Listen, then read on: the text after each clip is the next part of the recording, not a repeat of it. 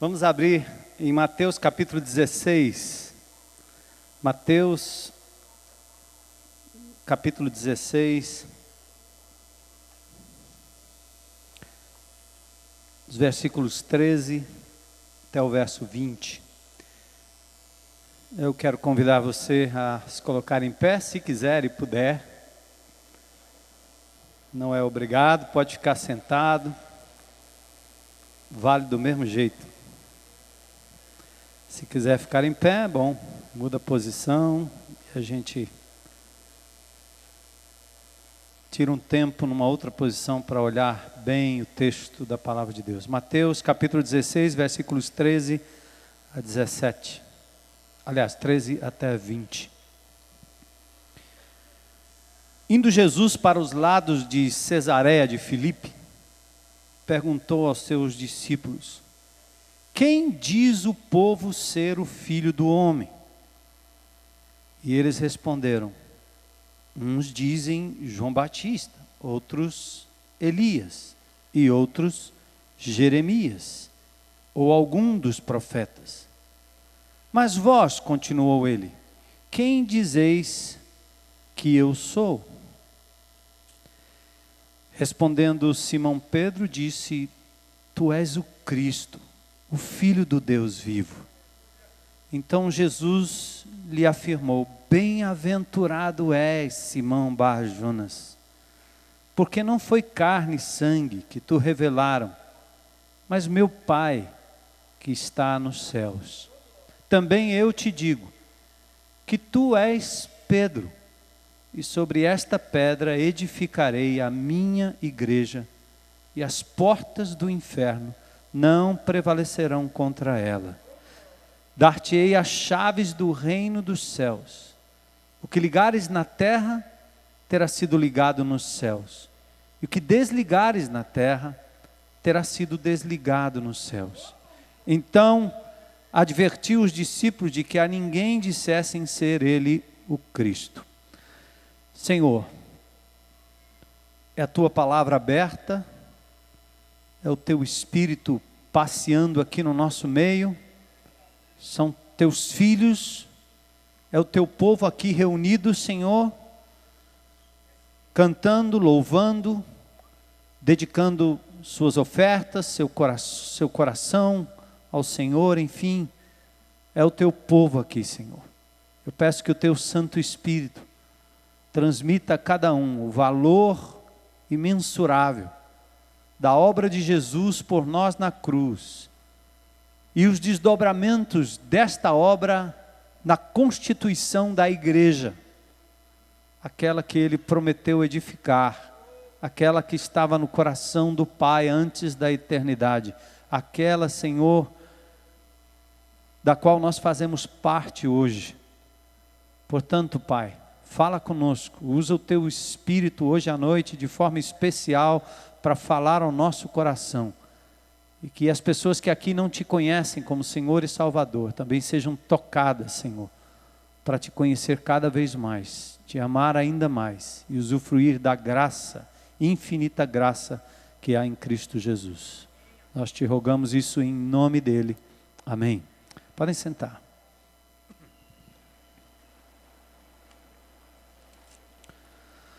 O texto é um texto bastante conhecido, em certo sentido até polêmico para alguns, tem algumas interpretações que gravitam aí no meio da igreja evangélica, da igreja romana.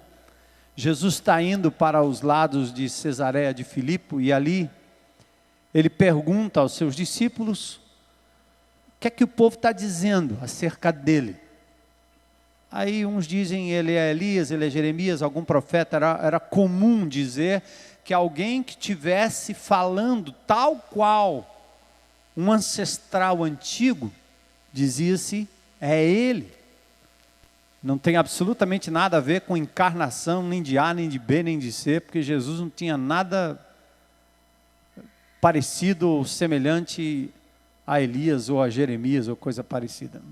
Não se trata disso. Ele estava ali como um dos profetas. Falar Jeremias significa um dos profetas maiores. Falar de Elias significa um dos grandes profetas. Ou seja, o povo está dizendo que você é como Elias, você é como Jeremias, você é um desses grandes profetas. Aí Jesus se volta para os seus discípulos e pergunta: e vocês? Vocês que estão andando comigo, quem vocês acham que eu sou? Quem vocês pensam que eu sou? E aí, como sempre, Pedro dá logo a primeira palavra. Pedro é aquele que diz coisas maravilhosas e diz bobagens tremendas. Muito parecido com a gente, né? Falamos coisas extraordinárias com a mesma boca e com a mesma boca dizemos coisas que são absurdas. Pedro nega Jesus 3 vezes. É repreendido por Jesus por ter sido um instrumento do diabo. Paulo chega ao ponto de repreender Pedro porque ele dissimulou quando estava em companhia dos pagãos, dos gentios, e os seus amigos judeus chegaram naquela casa. Ele fez de conta que não conhecia aqueles novos convertidos gentios.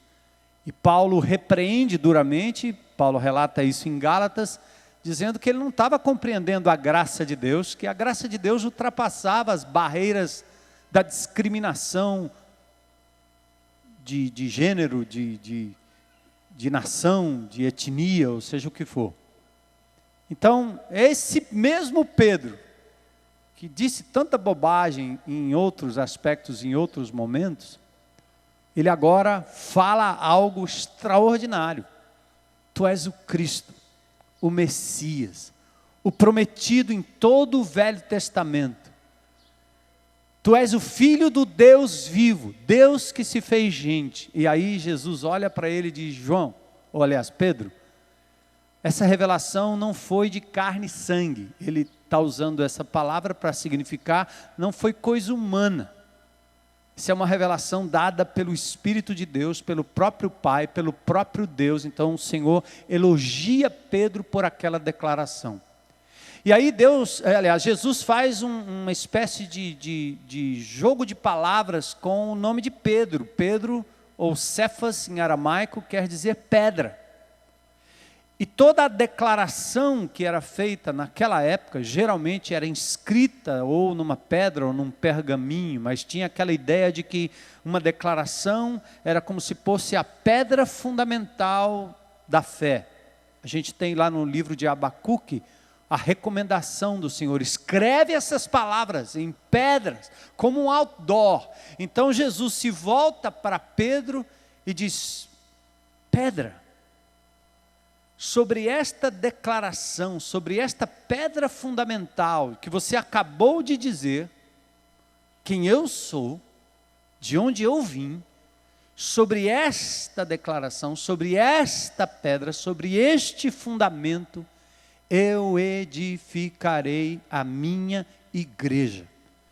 Jesus diz: eu vou construir algo diferente, algo novo, porque até então Cristo, o Senhor, o Messias, o Jeová do Velho Testamento, Deus Todo-Poderoso, estava trabalhando com uma nação, a nação de Israel, durante todo o Velho Testamento.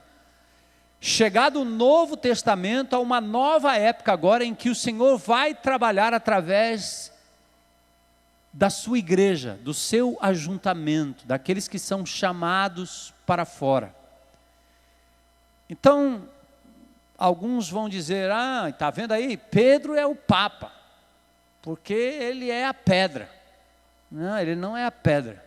Aliás, Paulo diz em 1 Coríntios, no capítulo 3, verso 10, que ninguém pode colocar um outro fundamento a não ser o Senhor Jesus Cristo. No livro de Atos, chama Jesus de pedra, pedra de esquina, pedra angular, a pedra fundamental. Não existe fundamento humano para a igreja. A pedra, o alicerce da igreja é o Senhor Jesus Cristo. Por isso que a declaração de Pedro é que é a pedra fundamental. Ah, mas aí, está vendo que o texto diz que o que Pedro ligasse na terra seria ligado no céu, o que ele desligasse na terra também seria desligado no céu? Por que foi dito isso? Fácil, simples, porque Pedro era um representante dos apóstolos, ele era o porta-voz, talvez por designação, ou talvez porque ele era um bocão mesmo. Ele ia falar primeiro, ele ia pular na frente, ele ia fazer a besteira, ou então dizer coisas maravilhosas. Vocês conhecem alguém assim? Por perto? Conhece alguém na família? Conhece alguém amigo? Diz coisas maravilhosas, daqui a pouco diz uma bobagem enorme. Então, esse primeiro Papa infalível, não é bem assim, né? Quando você abre a Bíblia, não é bem assim. Pedro foi naquele momento usado por Deus, deu uma declaração divina, sobre a qual Jesus disse, é nesta pedra, nesta declaração, sobre essa declaração que eu vou edificar a minha igreja, e as portas do inferno não prevaleceriam contra ela. Aí quando ele diz, o que você ligar na terra terá sido ligado no céu, é porque Pedro é o representante do núcleo de apóstolos, aqueles 12 que andaram com ele. Infelizmente tem uns apóstolos da era moderna que nunca andaram com Jesus, nunca viram Jesus pessoalmente, nem andaram por lá, mas se autodenominam apóstolos. O número de apóstolos é tão preciso e tão limitado do ponto de vista bíblico, que ao morrer Judas, houve uma eleição para que um novo apóstolo substituísse aquele que morrera.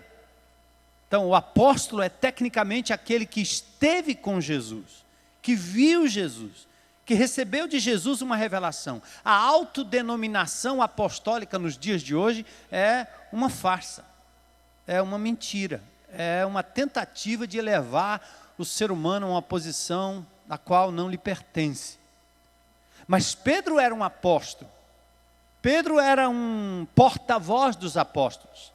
Ah, mas aí a Bíblia diz que o que ele ligar no céu seria ligado na terra. Então, antes da gente partir para a frase do texto que nos interessa, sobre a qual nós vamos construir a nossa mensagem hoje, eu quero abrir um pouco aqui e esclarecer vocês, e convidá-los só para dar uma olhadinha comigo rapidinho em Mateus no capítulo 18, que vocês vão ver a mesma frase sendo usada e não tem nada a ver com Pedro.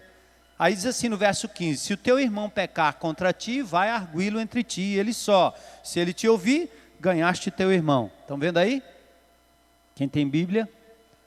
Se porém não te ouvir, toma contigo uma ou duas testemunhas, pessoas, para que pelo depoimento de duas ou três testemunhas toda a palavra se estabeleça. Se não atender, diz-o à igreja.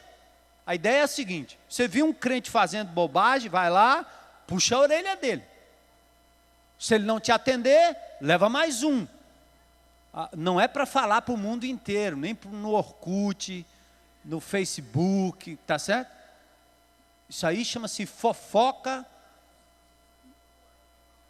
online. Maldita fofoca. Não fale do outro. A Bíblia diz, se você vir um irmão em pecado, se ele pecou contra você, vai tratar. É entre você e ele. Não consertou, chama outro. Para se estabelecer pela boca de duas ou três testemunhas a verdade. Se aquele irmão continua rebelde e não quer se arrepender, você, diz o texto, fala com a igreja. E se ele não atender à igreja, aí nós temos um problema. O que é que diz aí?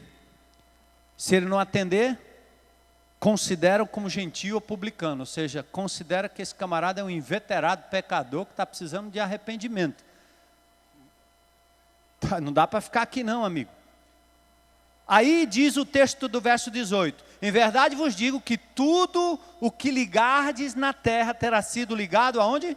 Nos céus. E tudo o que desligardes na terra terá sido desligado nos céus. E aqui ele não está falando a Pedro, ele está falando para qualquer crente, está certo? A Mariazinha, o Pedrinho, o Joãozinho, o adolescente, o jovenzinho, a senhora, o idoso. O texto aqui está falando a todo mundo, não é exclusividade de Pedro. Cai por terra esse argumento de que tenta fazer de Pedro um indivíduo maior do que ele é, como fazem do pobre do Papa.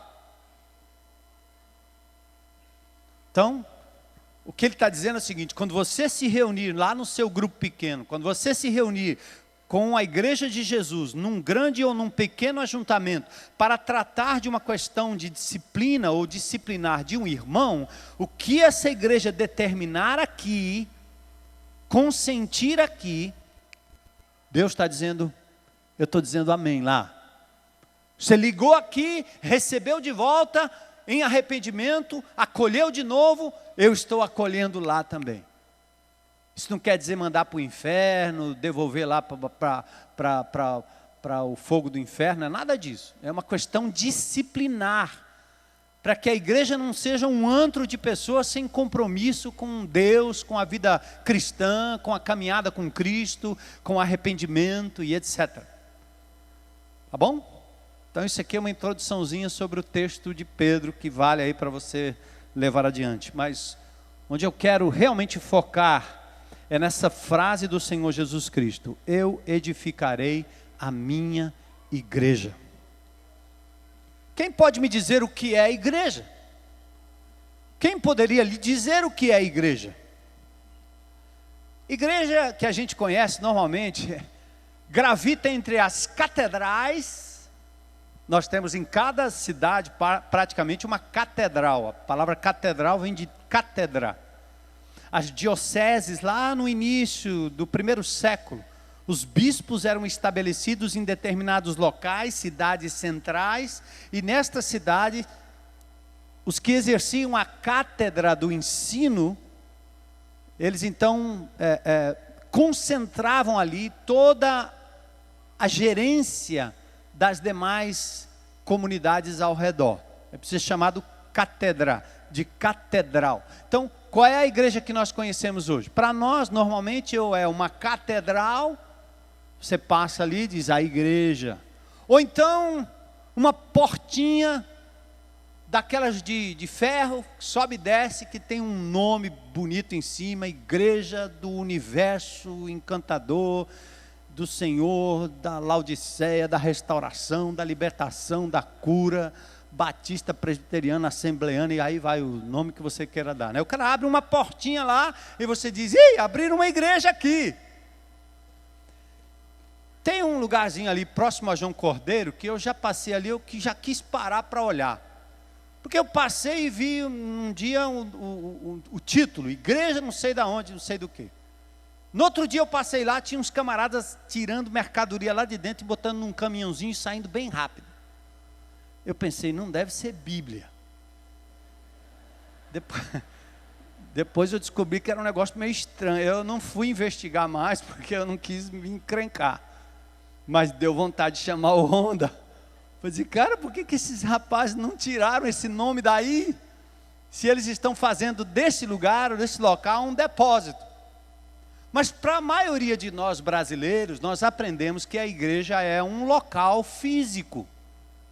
Nós chamamos de templo, chamamos o local de nave, chamamos o local de altar.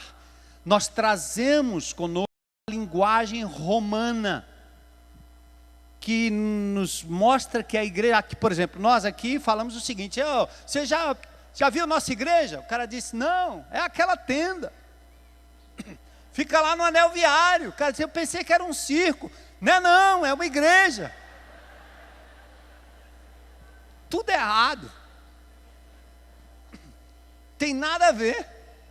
Igreja não é um local. A maneira certa de dizer é o seguinte, aquele local lá, aquela tenda, é lá que se reúne a igreja de Jesus aos domingos de manhã, à noite, é lá, mas lá não é a igreja, ela é uma tenda. Então nós temos essa ideia. Há alguns anos também nós já temos visto um outro movimento, que aliás eu quero dizer para vocês que isso atrapalha demais a nossa visão do que é a igreja de Jesus, à medida que nós lacramos a igreja num local, num templo, porque a gente imagina que igreja só acontece no domingo à noite, ou no domingo de manhã, e você para de viver igreja durante a semana, porque a igreja ficou lá no Pedras, ou ficou lá naquele prédio, ou está lá na catedral. O indivíduo passa em frente à igreja e faz pelo sinal da Santíssima Cruz, livrai-nos Deus, nosso Senhor, dos nossos inimigos. porque ele está achando que ali é onde Deus baixa. Nada a ver. Nada a ver. E ele não vive a igreja na dinâmica do Senhor Jesus, ou na dinâmica do Novo Testamento. Há alguns anos a igreja também vem se espalhando pelo mundo em pequenos grupos, na dinâmica que ganhou incentivo a partir de grupos familiares da Coreia, com Paul Young-cho, hoje David Young-cho. Igreja de mais de 500 mil. Você vai na Coreia, em Seul, na Coreia, você vai encontrar igrejas que têm mais de 500 mil membros, mais de 600 mil membros. E essas pessoas não cabem num lugar só. Não tem como fazer uma igreja para caber todo aquele povo, mas eles se reúnem em grupos familiares, de casa em casa, permeando toda a Seul com o Evangelho de Jesus. E são muitas as igrejas assim. É muito lindo ver o que acontece ali. A exemplo do que acontecia e ainda acontece em países onde a igreja é proibida de se reunir publicamente. Há uns 2 anos atrás eu disse a vocês que vai chegar um dia em que eu não vou poder mais ficar aqui falando como eu estou falando das coisas de Deus, porque eu serei proibido. Mas quando essa proibição chegar, a IBC não deixará de ser igreja. Porque nós nos reunimos nos lares de casa em casa, e até que o governo decida entrar dentro da sua casa, para lhe proibir de falar de Jesus dentro do seu lar, nós ainda continuaremos sendo igreja, como foi a igreja na China, como é a igreja na Coreia, como é a igreja nos países islâmicos, onde é proibido se identificar como crente em Cristo Jesus. Esta é a igreja. De um modo ou de outro, irmãos, seja a Catedral da Fé, seja o Templo do Santiago, seja o Templo do Senhor Edir, ou de quem quer que seja, saiba de uma coisa: o Senhor é o Senhor da história, e Ele está conduzindo a sua igreja nos grandes e pequenos ajuntamentos em todos os locais. Por favor, crentes em Cristo Jesus desta comunidade, crentes em Jesus, que congregam nessa comunidade, não ousem dizer alguma coisa contra qualquer ajuntamento, seja ele em templos ou não, em prédios ou não, independentemente até da moral ou da falta de vergonha dos seus líderes, da imoralidade, da teologia, da prosperidade. Não ousem falar mal do corpo de Cristo, porque é como Paulo diz: uns pregam por fonte de lucro, outros pregam por inveja, outros pregam, mas não importa. O que importa é que Jesus está sendo proclamado, e seja na igreja romana, seja na igreja universal, seja na igreja onde for, Jesus tem gente lá que entende quem é Ele ou quem Ele é, e que um dia nós os encontraremos lá no céu, lá na eternidade. Amém? Saiba disso. Respeito. O que não significa que nós vamos deixar de denunciar o erro, de apontar o erro, a começar pelos nossos próprios, de dar a nossa própria cara, de assumir a meia-culpa. Então, de um modo ou de outro, Deus está conduzindo a sua igreja. E desde Atos 2,46, nós temos a descrição seguinte, que a igreja no início perseverava unânime todos os dias no templo, e partiam o pão de casa em casa, comendo juntos com alegria e singeleza de coração. Congela aí, só para vocês darem uma olhada. Está aí a raiz de tudo. Uma igreja que se reunia no templo, não era o templo construído como nós construímos hoje, não era nem nada parecido com essa tenda. Eu já disse a vocês, era o povo evangélico daquela época que acreditava na pessoa de Jesus, que pregava o evangelho. Eles iam para o meio das praças, eles iam para o meio dos lugares onde havia um ajuntamento de judeus ao redor do templo, e lá todos os dias, ou 2, 3 vezes por semana, ou na época das festas, a palavra era proclamada, como fez Pedro lá no início do livro de Atos. Dá a impressão que ele subiu num local qualquer e falou àquela multidão, de forma que 3.000 pessoas naquele dia entregaram a vida a Jesus naquele lugar aberto. Não era um lugar com cadeiras, com banco, com microfone, não era. Mas era um grande ajuntamento, como Paulo fez em outras instâncias, em outros lugares. Mas também de casa em casa, de casa em casa, de casa em casa. A ceia do Senhor, a singeleza do lar, do cenáculo. Foi aí que a igreja cresceu, foi dali que a igreja se expandiu. É assim que a igreja se desenvolveu ao longo da história. Agora nós temos um problema hoje. E eu digo isso para alertar os novos e talvez também para instruir os mais velhos na fé. Hoje nós temos um grupo dos decepcionados com a igreja. Hoje, nos tempos pós-modernos, nós temos aqueles que são decepcionados com a igreja templo, com a igreja institucional, e esses acabam abandonando tudo e tentando reinventar o jeito de ser igreja.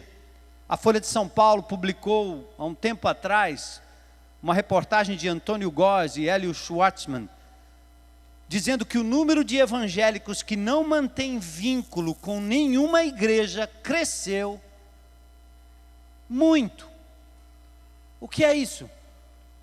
É uma reação natural a tanto ritualismo, a tanta demanda, a tanta cobrança, a tanta hierarquia, a tanta falta de relacionamento.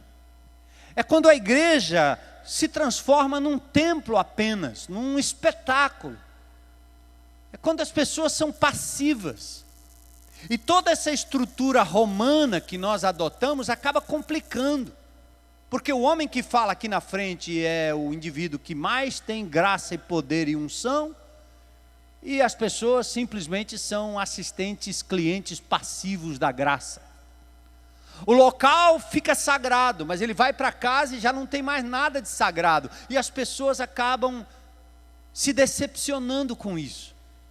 O evangelho é aquele grupo de jovens que vê papai e mamãe indo para a escola bíblica dominical com a Bíblia enorme na mão, estudando todas as revistinhas, e vai para casa e maltrata a mãe, maltrata os filhos e vive de forma ambígua. Então causa no coração dessas pessoas uma decepção, uma revolta.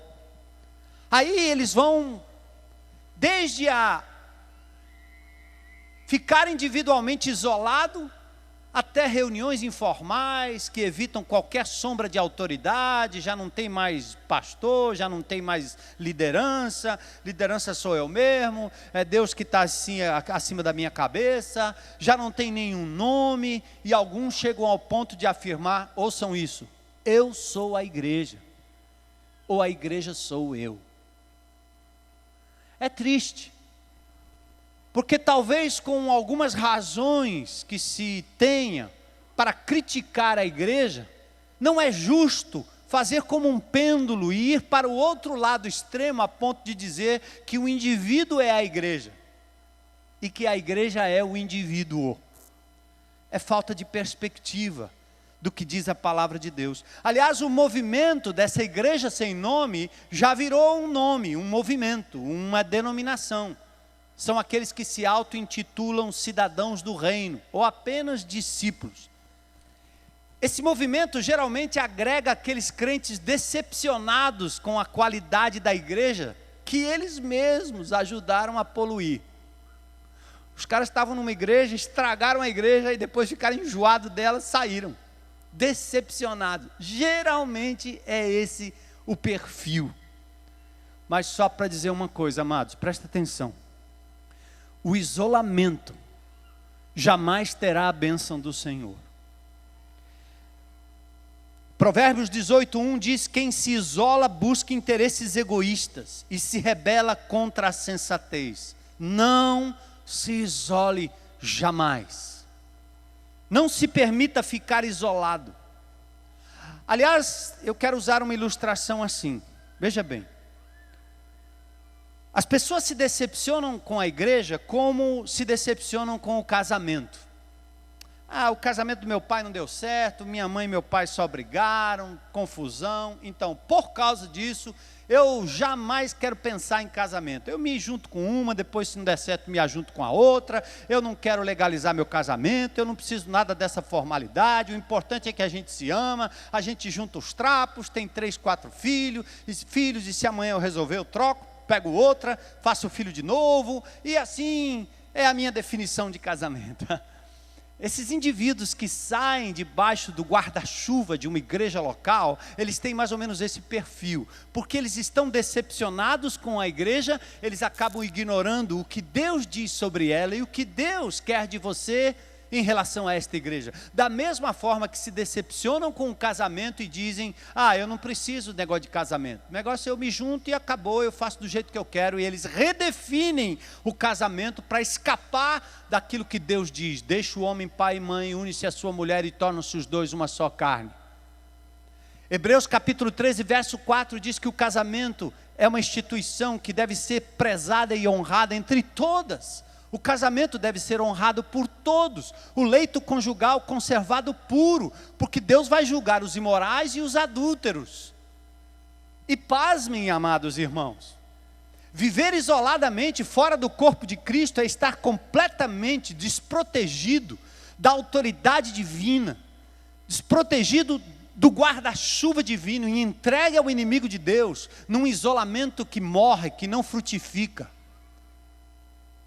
É perigoso, não façam isso, não optem por isso. Bom, então a quem nós vamos ouvir para saber o que é a igreja? É tenda, é prédio, é casa, é o indivíduo? Quem é a igreja? Ou o que é uma igreja? Bom, antes de ouvir as práticas e opiniões, temos que ouvir o que Deus tem a dizer. Abram comigo, dar uma olhada aí no texto de Efésios 3, versículos 4 a 6. Presta atenção agora nessa coisa maravilhosa. A igreja esteve no plano de Deus lá na eternidade. Olha o que o texto diz, gente. Ao lerem isso, vocês poderão entender a minha compreensão do mistério de Cristo, disse o apóstolo Paulo. Mistério. Esse mistério não foi dado a conhecer aos homens de outras gerações, mas agora foi revelado pelo Espírito aos santos apóstolos e profetas de Deus. Qual é esse mistério? Qual era o mistério? É que Deus agora não estaria trabalhando com um povo, com uma nação exclusiva. O mistério agora está aqui, ó. Os gentios são co-herdeiros com Israel, membros do mesmo quê? Corpo. Estão lendo aí? Membros de um mesmo corpo, de uma corporação, e coparticipantes da promessa em Cristo Jesus. Este era o mistério que o apóstolo Paulo estava dizendo. Outro texto. Jesus não apenas tinha a igreja no seu plano lá na eternidade, mas ele está construindo a sua igreja, e nós acabamos de ler. Eu te digo, você é Pedro, e sobre esta pedra edificarei a minha igreja. Jesus está construindo a sua igreja. Outra coisa que você precisa saber, grave bem, antes de você desprezar a palavra igreja, ou tentar dizer que você apenas é a igreja, ou tentar criticar a igreja da forma que você quer, preste atenção. Jesus deu a sua própria vida, não foi só por você, nem por mim. Ele te conhece pelo nome, mas a obra de Deus é muito mais ampla do que você. Contempla um povo, uma nação. Olha o que o texto diz aqui em Atos, no capítulo 20, verso 28. O que é que diz o texto? Aqui o apóstolo Paulo manda chamar os presbíteros de Éfeso. Eles vão até a cidade de Mileto, ali um porto próximo de Éfeso. E ele agora dá uma instrução, e preste atenção à revelação dessa instrução para mim e para você. Cuidem de vocês mesmos, presbíteros, líderes. E cuidem de todo o rebanho, sobre o qual o Espírito Santo os colocou como o quê? Bispo. Essa palavra quer dizer Episcopos em grego, supervisores. Para quê? Para pastorearem o que, gente? A igreja de Deus, que Ele comprou com o seu próprio sangue. Estão entendendo a gravidade do negócio aí? Igreja não é um prédio. Jesus não comprou prédio com o seu próprio sangue. Igreja não é uma coisa que você define a seu bel prazer, não. Eu acho interessante esse texto, e por favor, pode deixar aí na tela mais um minutinho, porque ele define uma coisa: a autoridade espiritual da igreja que Jesus comprou com o seu próprio sangue é constituída de indivíduos que são chamados de pastores, bispos e presbíteros. Não adianta você fugir da hierarquia bíblica. Não porque essas entidades ou esses indivíduos terão qualquer ingerência sobre a sua vida como autoridade divina que vai lhe dizer o que você deve ou não fazer, mas há uma hierarquia funcional, de respeito.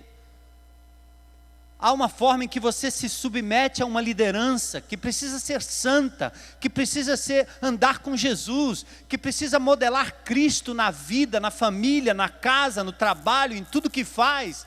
Mas vocês não podem escapar disso que o Senhor está definindo como a sua igreja, que Ele comprou com o seu próprio sangue. Não adianta você ir para baixo de uma árvore, reunir com meia dúzia de pessoas e dizer que você não quer mais nada com presbítero, nem com pastor, nem com bispo, porque agora você está reinventando a igreja. Você tem que rasgar esses textos da Bíblia. E a coisa mais importante talvez para você que está sentado aqui, e para mim também, é dizer: Jesus, eu sou ovelha do teu rebanho, eu sou parte do teu corpo, e me alegra saber que o Senhor deu a sua própria vida para que eu pudesse ser rebanho, corpo e família, igreja de Jesus. Amém? Entendem? Então não adianta essas definições que vêm das minhas frustrações. Eu me decepcionei com o pastor A, B, C e D. Você vai se decepcionar comigo, porque eu sou ser humano. Mas você não está aqui para me seguir, você está aqui para seguir Jesus. E para me ouvir à medida que eu te aponto para Cristo. Eu quero poder dizer como o apóstolo Paulo: sede meus imitadores, como eu sou de Jesus. Quando eu não imitar Jesus, não me imite não, que você vai cair no buraco. Eu preciso de ajuda, eu preciso de correção, eu preciso de exortação. O Novo Testamento tem 110 passagens que falam da igreja. Outra coisa interessante é que a Bíblia fala de igreja, como alguns dizem, não, só tem uma igreja. Então você não está lendo a Bíblia. Só tem uma igreja sim, e nós cantamos aqui: um dia haverá um só rebanho e um só pastor. Mas o Senhor Jesus está à direita do Pai em majestade, e Ele deixou o Espírito Santo aqui, e constituiu pastores, que pastoreiam os rebanhos espalhados por toda essa cidade. É tanto que o apóstolo Paulo usa essa linguagem. Dá uma olhada, primeira linguagem, 1 Timóteo 3,5, ele diz: se alguém não sabe governar a sua própria família, como vai cuidar da igreja de Deus? Sabe para quem que ele está dizendo isso? Para o bispo. Para mim, para os pastores, para aqueles que destroem a família e depois querem continuar ministrando como se nada tivesse acontecido. Entende, igreja? Está cheio de indivíduos aí assumindo posição de autoridade que deveriam respeitar essa posição. Deus não está eliminando você da fé, do céu, porque você adulterou, voltou, casou com outra mulher. Não, claro que não. Deus não está tirando a tua prerrogativa de filho nem de filha, porque você pecou, porque você errou. Mas sinto muito, lá no Velho Testamento o sacerdote casava-se aos 30 anos de idade, ele não podia casar com outra mulher que não fosse virgem naquela época. Tinha exigências, por causa da posição, por conta da autoridade, por conta das entidades espirituais que ficam aqui manobrando em cima da igreja de Jesus, e precisa ter uma liderança que tenha coerência de vida. Então Paulo abre o texto de 1 Timóteo capítulo 3, diz: olha aí, Timóteo, se alguém almeja ser bispo, episcopos, pastor, presbítero da comunidade, você almeja boa coisa, mas convém que esse bispo, esse presbítero seja o quê? Aí ele dá uma série de prerrogativas que são morais, e uma delas é essa aí: se você não tem moral para cuidar da sua casa, você não tem moral para cuidar da igreja de Jesus. É duro esse discurso, não é não? Eu falo isso dependendo da graça de Deus, porque até aqui Deus tem sustentado a minha relação com a minha mulher, minha relação com as minhas filhas. Eu me lembro lá atrás dizendo para os meus pastores, amigos, irmãos, pastor Zé Edson, pastor Alcimor, um dia que uma das minhas filhas negar a fé em Cristo Jesus, eu deixo o pastorado para cuidar delas. Porque diante de Deus eu preciso mostrar que ser pai é mais importante do que ser pastor.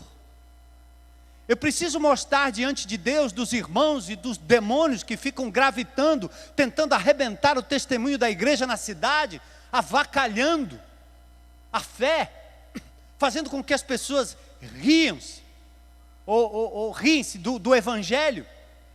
Eu tenho que demonstrar diante do meu Deus, dependendo da força e da graça dele, que se eu não tiver moral, se eu não puder ser um bom marido, eu não tenho condições de ser um bom pastor. Entendem? E como é que você pode, meu jovem, inventar uma igreja que não tem autoridade sobre a tua cabeça? Como é?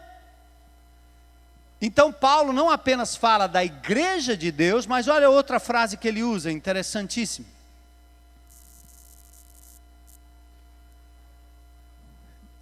Vamos para, Gálatas 1:2, né? Acho que é o próximo texto. A irmã Áfia, a Arquipo, nosso companheiro de lutas, e a igreja que se reúne com você, aonde? Pronto, está aí na Bíblia. O pastor fica inventando esse negócio de grupo pequeno, isso é a invenção desse pastor. Está aí. Esse pastor Paulo. Pensa num cara, para de inventar, Paulo. Aqui. A igreja que se reúne aonde? Em casa. Não é você sozinho. Não é você e sua mulher, toma cuidado. São os irmãos que se reúnem na sua casa. Mas olha aí, e todos os irmãos que estão comigo, as igrejas, plural, da Galácia. Porque tinham muitas igrejas lá naquele local. Não interessa o nome que davam, se era a igreja do bairro X, Y, Z, se era central, se era descentralizada, se era regular, se era desregular, se era assembleia, se não era assembleia, se era universal, se era local. Não interessa o nome. Eram as igrejas de Jesus. Então, amados, a igreja é corpo, é lavoura, é edifício de pedras vivas, é família, é nação, é santa assembleia, é congregação, é povo de Deus, é local onde você acredita e é mergulhado nele. 1 Coríntios 12, 27 diz que nós somos um corpo, um corpo.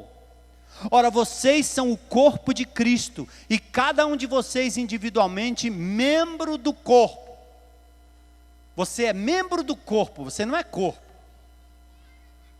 Você é o dedinho, mas você não é a orelha.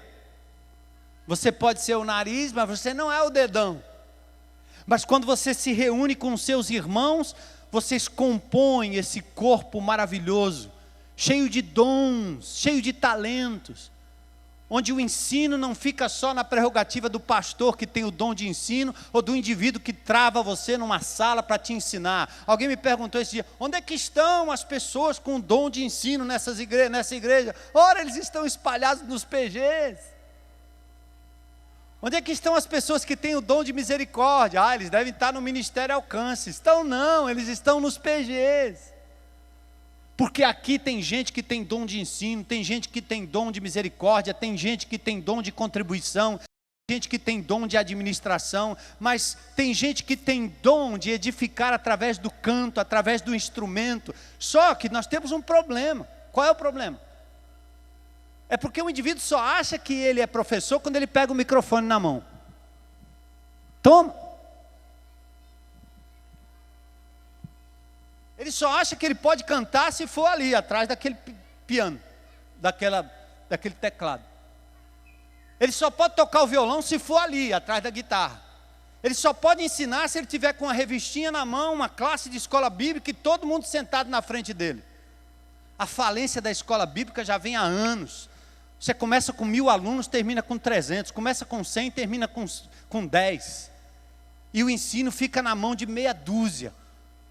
Mas a igreja de Jesus não, ela se reúne de casa em casa, e no poder e na força do Espírito Santo, ela estuda a Bíblia, ela consola, ela pastoreia, ela ensina, ela exerce misericórdia, e Deus é poderoso para fazer frutificar e multiplicar a doutrina, o ensino, a palavra e a vida de Cristo em cada PG, espalhado por todo canto. Não é mais um pastor, são vários. Não é mais um professor, são vários. Não é mais um profeta, são vários. Não é mais um com dom de misericórdia, são várias pessoas. Entendem isso?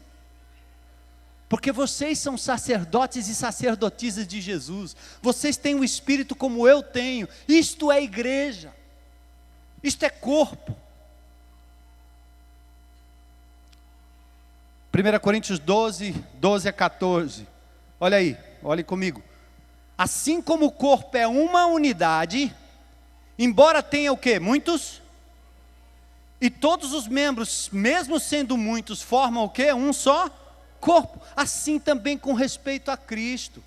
Pois em um só corpo, todos nós fomos o quê?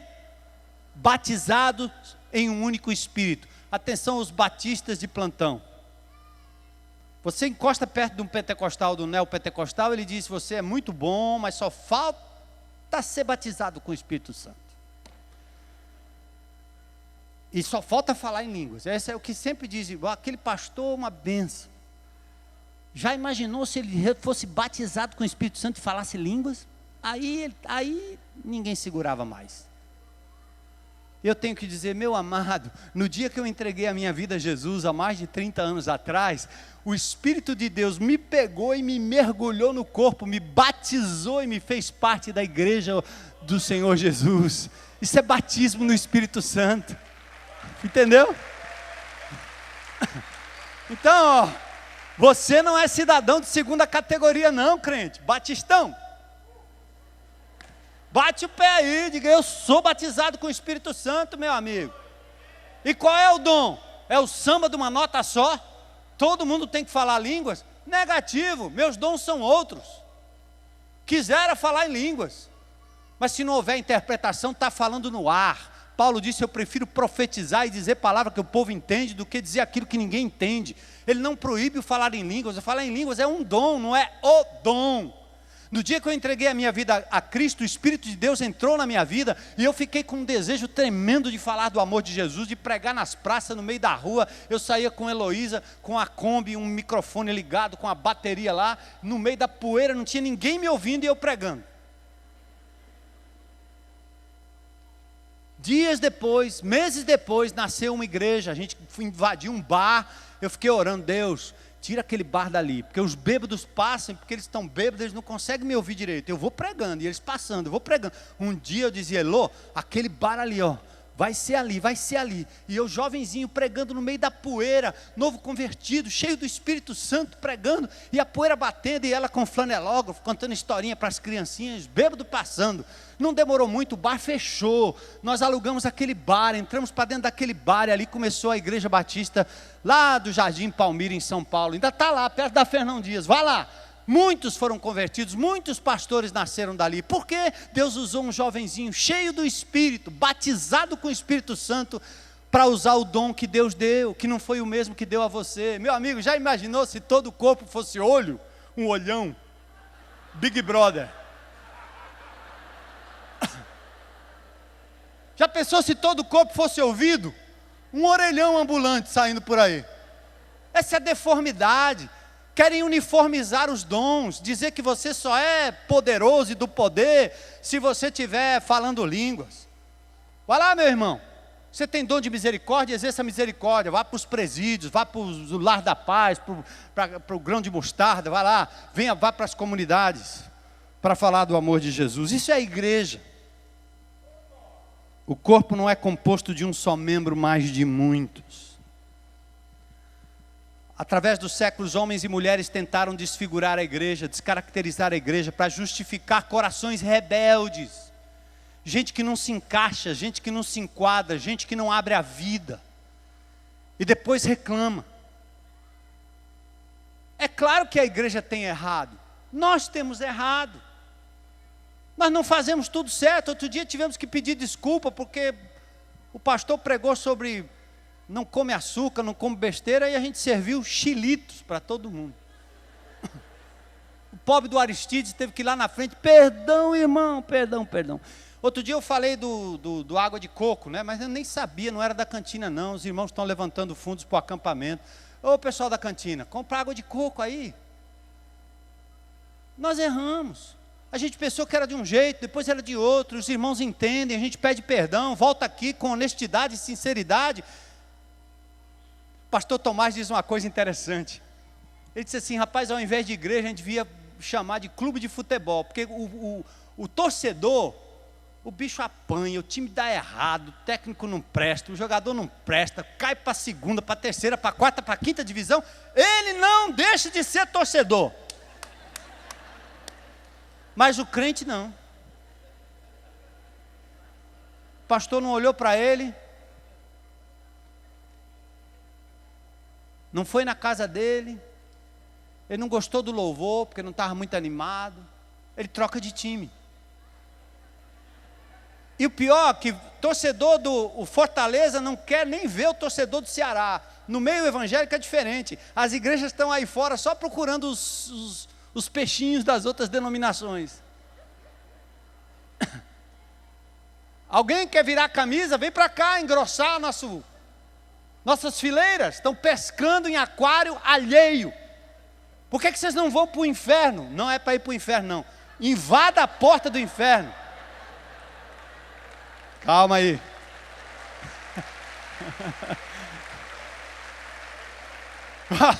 Eu quero dizer o seguinte, ó Deus, se eu pudesse entrar no inferno lá para resgatar os caras que já estão lá, eu iria. Vão resgatar almas sem Jesus. Para de pescar em aquário alheio, fazer programação que tira os membros de outras igrejas. Aqui não, aqui tem uma multidão. Vocês já pensaram nas igrejas pequenas, nos pastores que lutam com 10, 12, 20, 30, 40, 50 membros, e daqui a pouco tem um mega, não sei de onde, você oferecendo todo tipo de coisa para ganhar membros de outras comunidades? Isso não é igreja. Isso não é ser pescador de homens. Parênteses, né? Isso não é para vocês não, viu? Foi aí para alguém, sei lá. Qual o plano divino, gente? O que aconteceu na história? Bem rapidinho. Sabe o que nós fizemos? O que eu chamo de síndrome de Babel. Por que algumas pessoas, quando são decepcionadas com a igreja, e talvez você esteja aqui, seja um deles, e eu digo, você não está de todo errado, nós lhe demos motivos, eu quero assumir a meia-culpa aqui. Eu quero dizer à sociedade, a você que nos visita, a você que é um amigo, um amado, que veio aqui hoje, bem-vindo em nome de Jesus, tá certo? E talvez você tenha razão mesmo de criticar essa igreja que vende não só felicidade, prosperidade, como vendeu indulgências no passado, mas nós evangélicos estamos fazendo a mesma coisa, oferecendo às pessoas aquilo que Deus nunca ofereceu. Você tem razão, sabe por quê? Nós padecemos da síndrome de Babel. Qual é a síndrome de Babel? Os homens se reuniram naquela época e disseram assim, vamos construir uma torre, um zigurat,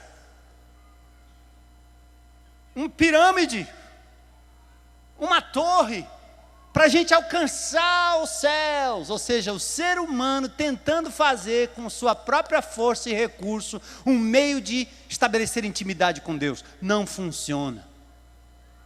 E a pior sujeira de Babel, sabe qual foi? No mesmo texto diz assim, vamos fazer célebre o nosso nome.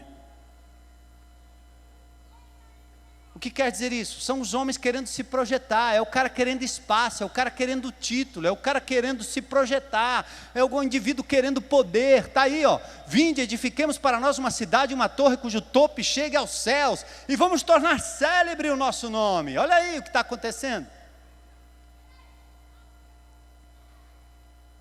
Mas amados, qual o plano de Deus? Qual é o plano do Senhor? Antes disso, eu quero dizer ainda uma outra coisa. Irmãos, mesmo no PG, mesmo na comunidade, ser igreja é frutificar, é abrir a casa, abrir a vida, é buscar os perdidos. Eu estou me lembrando agora, e me lembrei de um texto que eu mencionei, eu coloquei aqui. Era aquele texto de Pedro no Monte da Transfiguração. Olha o Pedro de novo. Monte da Transfiguração, Jesus transfigurado, a glória se manifestando. Ele diz: bom é estarmos aqui. Se quiseres, farei 3 tendas. Uma para ti, uma para Moisés, outra para Elias. E a gente fica aqui. Egoísmo. Querendo Jesus só para ele. Querendo usufruir aquele momento como se a vida cristã fosse tudo aquilo. Ainda teve um outro pedido, que é uma outra forma das pessoas se decepcionarem com a igreja, é quando os seus anseios familiares, pessoais, não são atendidos. Aí eu me lembro da mãe dos filhos de Zebedeu, Mateus 20. Ela se aproxima de Jesus, a mãe dos filhos de Zebedeu, com seus filhos, e prostrando-se fez um pedido. O que é que você quer? Perguntou ele. Ela respondeu: eis, declara que no teu reino esses meus 2 filhos se sentarão, um à direita e outro à esquerda. Não quer mais nada, né? Ela agiu com politicagem. Jesus, se o senhor for presidente, se o senhor ganhar a eleição para prefeito, se o senhor for governador, dá um jeitinho aí de botar um filho meu no lado direito, um filho meu no lado esquerdo. Aquele assessorzinho que ganha aquela verbazinha. Jesus diz: vocês não sabem o que vocês estão pedindo, porque eu não vim aqui para sentar em louros e reinar sobre as pessoas, eu vim para ir à cruz do Calvário. Então deixa dessa história de querer achar que a igreja é alguma coisa para beneficiar a sua própria família. De quebra, Deus nos abençoa, meninos e meninas que são ensinados aqui dominicalmente, ou de casa em casa, ou no Geração Futuro, ou no Atos, ou no Radical. Claro que nós estamos aqui nesse afã de queremos incluir todo mundo em PG, instruímos todo mundo, mas por favor, não viva a igreja em função dos seus filhos, do seu marido, da sua mulher, do seu padrinho, do seu pai, da sua mãe. Não, vive em função de Jesus. E tire os teus olhos disso e olhe para fora, olhe para as pessoas que precisam do amor de Cristo. E deixe elas passarem na tua casa, no teu grupo pequeno, na tua área de atuação. Deixe elas passarem por lá e ouvirem do amor de Cristo. Qual é o plano maior? Eu quero ler 3 textos com vocês, antes da gente partir para o encerramento. Preste atenção. Deus criou o homem à sua imagem e semelhança. Deu ao homem domínio sobre os animais, sobre a natureza, sobre o seu próprio corpo, sobre suas emoções.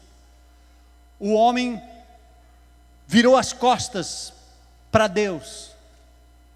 Perdeu o controle e o domínio de tudo, e nós estamos vivendo uma era em que está todo mundo adicto e viciado em alguma coisa, da pornografia, a traição, a sexo doido, música doida, cachaça, bebida, festa, tudo, jogo.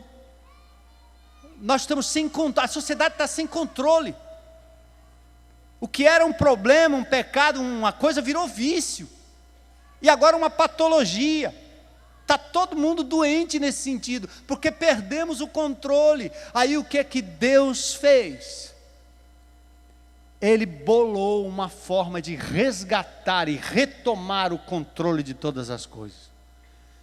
Quando ele viu toda a raça humana perdida, o que ele faz? Ele envia o seu filho para descer até onde a raça humana estava e se tornar gente como a gente. E Jesus, vivendo como a gente, foi exposto à mesma falta de domínio. E o diabo, que recebeu de Adão a coroa para reinar, por isso ele é o Deus desse século, por isso ele domina as coisas, por isso o mundo jaz nele. O diabo foi pegar Jesus para dizer assim: olha, igual a todos aqui, é fácil, você me adora, que você vai ter tudo isso. Jesus disse: não, só o Senhor teu Deus adorarás. Sabendo do poder que Jesus tinha e talvez da possibilidade de ele se tornar uma pessoa célebre, uma pessoa importante, o diabo diz: transforma essa pedra em pão, você não está com fome, é legítimo, coma. E Jesus responde: não só de pão viverá o homem, mas de toda palavra que vem da boca de Deus. E Jesus andou aqui entre nós e não deu ao diabo nenhum pontinho, nada. Ele passou incólume, ele passou impecável, e ele ganhou diante do Pai o direito de reinar e tomar de volta o domínio, e tomar de novo de volta o planeta Terra, o universo nas suas mãos. Percebe, gente?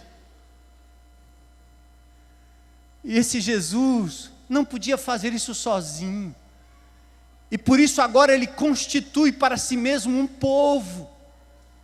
Ele foi à presença do Pai, mas um dia ele voltará em glória. Mas enquanto isso ele deixou aqui o seu corpo, a sua igreja, os seus representantes, a mão dele, os pés dele, a boca dele.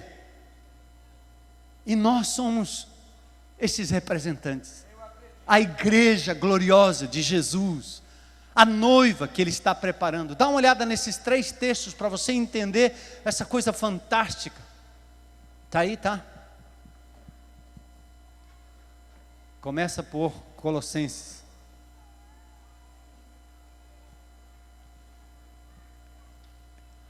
Ele é o cabeça de quem? Do corpo, isto é, da igreja. Ele é o princípio, o primogênito de entre os mortos, para em todas as coisas ter o quê? A primazia. Ele foi colocado como líder, o cabeça da igreja, para que em todas as coisas ele tenha a honra, a primazia e o primeiro lugar. Próximo texto, Efésios 1, 22. E pôs todas as coisas debaixo dos seus pés, e para ser o cabeça sobre todas as coisas, Deus o deu a quem? A igreja. Olha Efésios 3,10 agora.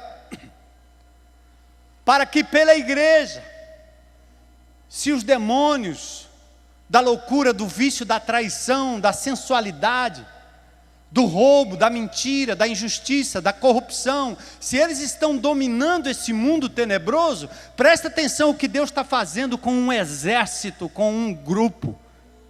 O texto diz que é pela igreja que a multiforme sabedoria de Deus será conhecida agora dos principados e potestades nos lugares celestiais. Gente, o que nós estamos fazendo aqui tem implicações celestiais. Quando um crente entra num lugar no poder do Espírito Santo, com a vida limpa, pecado confessado, não tem manifestação demoníaca. Hoje de manhã alguém me disse assim: alguém estava dizendo que aquela igreja lá é uma igreja que é muito fria, porque os demônios não se manifestam. É verdade, é uma geladeira, porque os demônios ficam lá fora, o fogo está lá, vai lá. Você quer ir lá, vai lá. Quer ver demônio? Vai lá, porque aqui ele não entra não. Aqui tem o Espírito de Deus.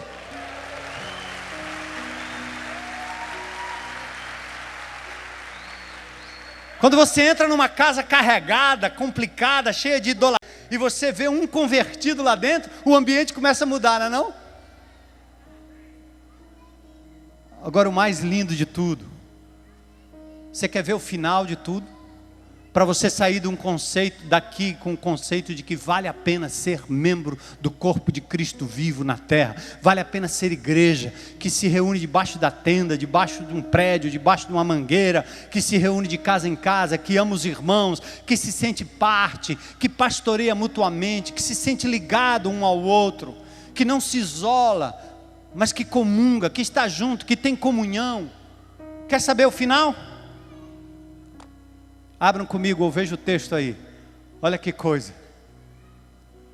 O reino deste mundo se tornou de nosso Senhor e do seu Cristo, e Ele reinará pelos séculos dos séculos.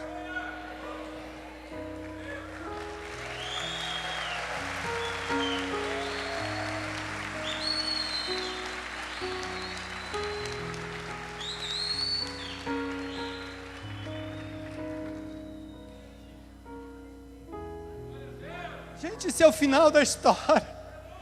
Esse é o final da história. Entende?